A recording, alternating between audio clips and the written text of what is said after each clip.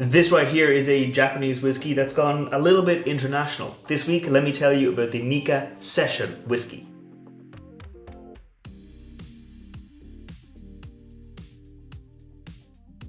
Welcome back to the channel. I'm Matt, I'm the whiskey nerd, and like I said, this week I'm talking about the Nikka Session whiskey. So let me get it into the glass and I'll tell you a little bit more about it. And why do I say this is a Japanese whiskey that's gone a little bit international? Well, because this right here is a world whiskey. So Japanese whiskey, for a long time, what they were doing was they were like blending in whiskeys from other countries to make up some of their stock, because Japanese whiskey got very, very popular, and then the distilleries didn't have enough stock to kind of keep track and keep pace with international demand. So they were buying whiskey from other distilleries, or sometimes buying distilleries in other countries and shipping that whiskey to Japan to sell it as Japanese whiskey. But the rules now say that if you want to sell it as Japanese whiskey, you have to call it, well, if you want to call it Japanese whiskey, you have to produce it, ferment it, mature it, distill it. Everything has to be done in Japan, so it has to be 100% Japanese whiskey, which is why this here is not Japanese whiskey. It is just Nikka whiskey. It says it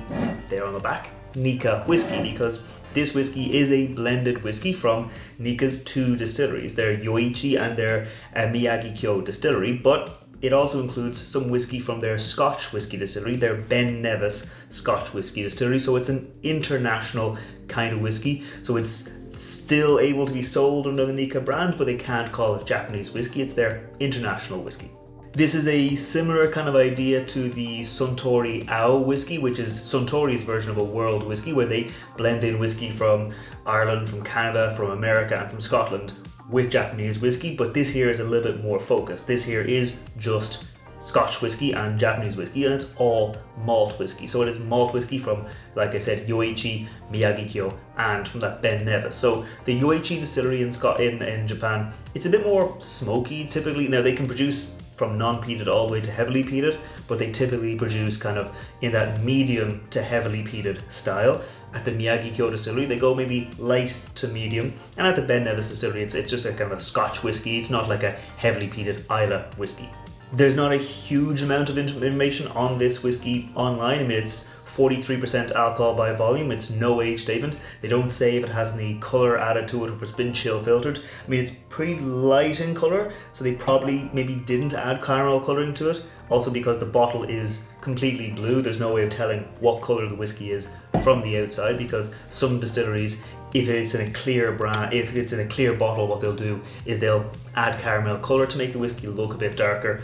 But if it's just in like this, they don't show off the color of it. They just say, look here, buy the whiskey, and it comes out pretty light, and that way they don't have to buy or use that caramel coloring. It is called the Session whiskey, and it has a kind of a guitar logo there, kind of guitar motif, because this is meant to be like I guess what they call like a session whiskey. It's the three whiskeys working in harmony. It's kind of all going together in the same direction and just being kind of balanced and kind of even out just about all that kind of same kind of flavors, but just being in that kind of Nikka style, because Nikka was originally founded to be kind of reminiscent of a Scotch whiskey distillery. It has that Scotch whiskey style, the tradition, using peat kind of heavily in one of their distilleries. So blending it with that Scotch whiskey is all meant to be kind of in the same style. So I think that's enough talking about the whiskey. Let's get into the nose on the Nikka Session whiskey.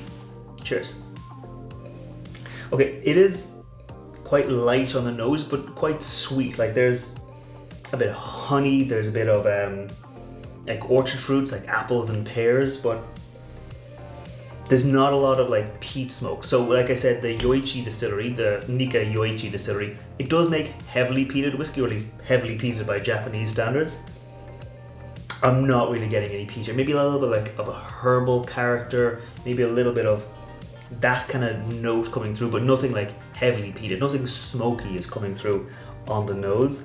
There's maybe like maybe a little bit of minerality, like there's a bit of oak flavor coming through. Not oak spice, not like that kind of crisp, sharp vanilla with a baking spice. It's not that kind of spice, just like the oak character coming through, and like a little bit of minerality, almost not salty, but like that kind of like the mineral water where you get that kind of the flavor of like the stones, the minerals coming through. I wouldn't say it's like a salty salinity, that kind of thing, but it definitely has a little bit of minerality coming through.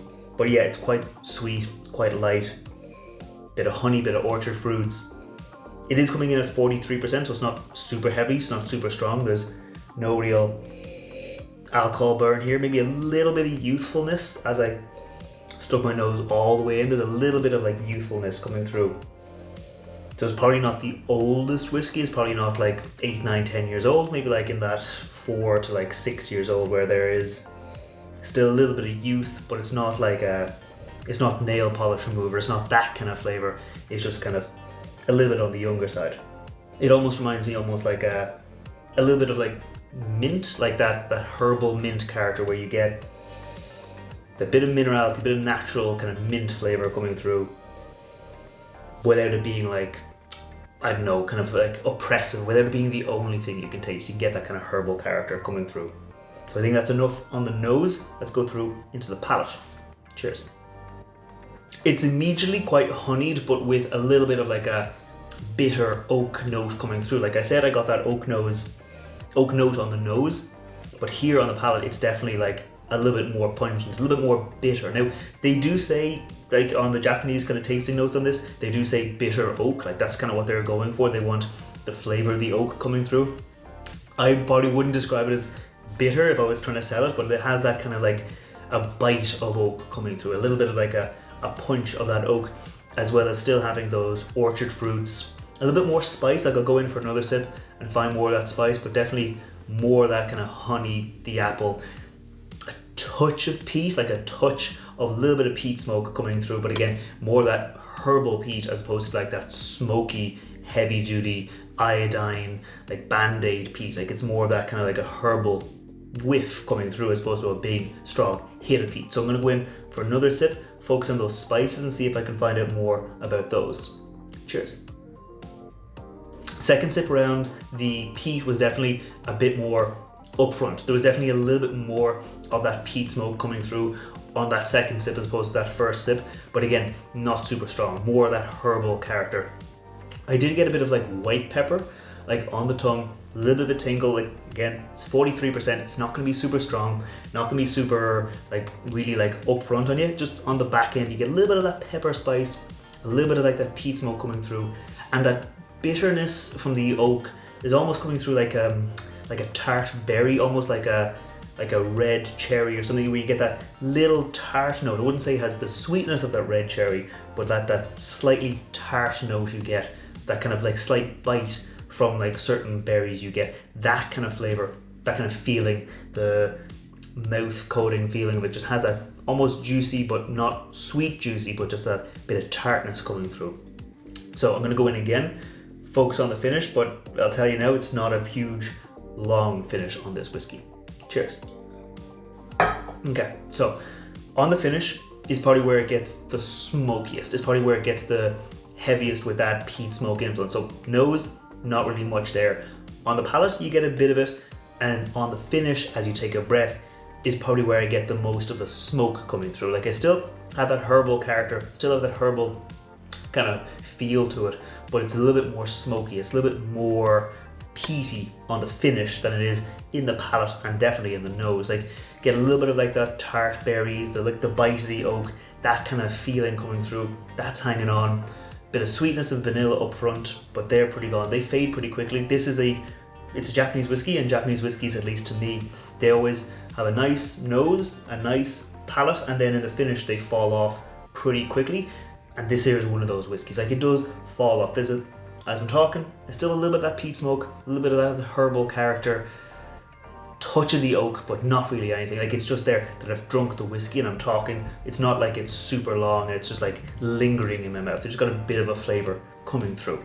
Before I give my final thoughts on this whiskey, if you're new here, scroll down, hit that like button, hit that subscribe button. I put out whiskey reviews like this every Wednesday, and I put out cocktail recipes featuring whiskey every Friday, and I'll have a cocktail recipe featuring this whiskey this Friday. And I'm also going to film a video where I compare this Nikka Session whiskey against Suntory's Ao whiskey. They're like their own version of the international kind of idea of whiskey. So if you want to see those, make sure you hit that subscribe button and give me some ideas about what kind of videos you want to see in future. But now, final thoughts on this whiskey.